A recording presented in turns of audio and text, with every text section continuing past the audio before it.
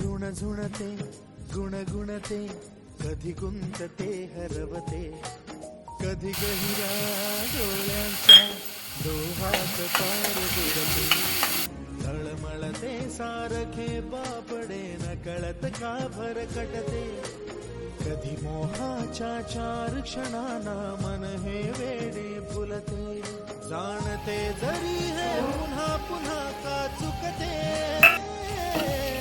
आवडे तरी भासाच्या मागून पडते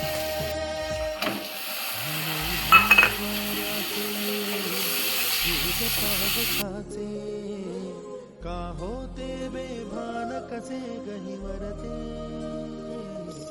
मन उधाण तर मंडळी, कशी वाटली ही कुड्याच्या शेंगांची भाजी?